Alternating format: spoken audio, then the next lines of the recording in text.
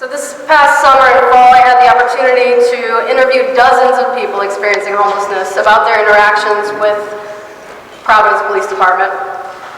I was horrified by the experiences of degradation, humiliation, and what appeared to be blatant profiling.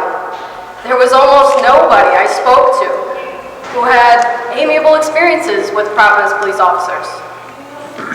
I personally witnessed then multiple incidents in which people were told that they had to move for doing nothing except occupying a public sidewalk.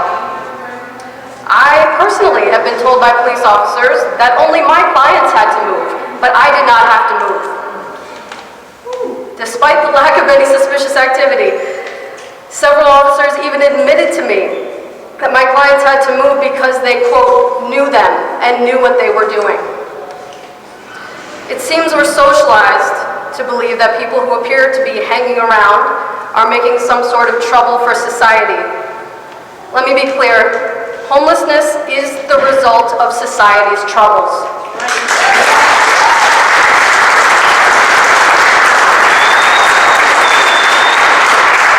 We need to address the cause of people having nowhere to go and nowhere to sleep, rather than arresting and harassing the people who suffer the effects of our failed economic policies.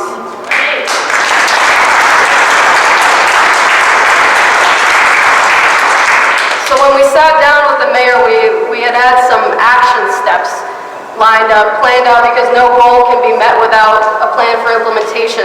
Good, specific implementation, simple steps.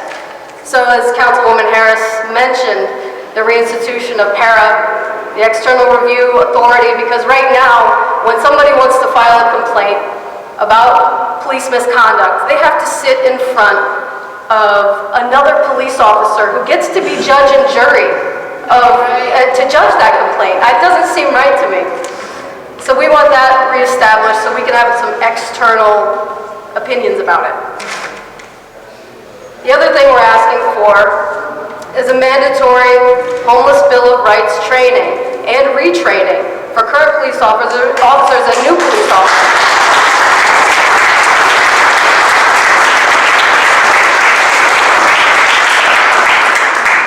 And the final simple step for implementation to make sure that this ends is establishing a hotline that people can call when and where this harassment happens so that there is a recorded document of where it happened, when it happened, and hopefully who was committing misconduct so we can hold these people accountable.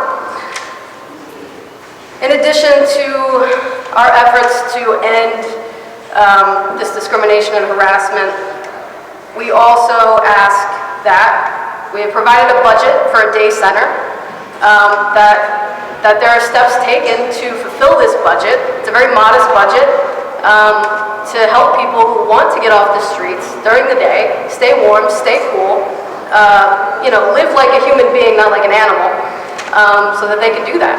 And just to be clear, if that does come through this day center, that does not give anybody the right to tell people to go to that day center. Just to be clear.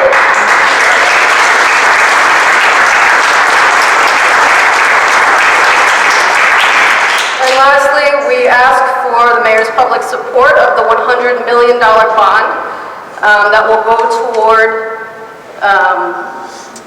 providing affordable housing to very low-income citizens, as well as including in his Every Home initiative to rehabilitate the abandoned buildings, the abandoned houses in Providence. I think there are 600 plus, to just give us one, maybe, and maybe have that day center or have affordable housing for our constituents.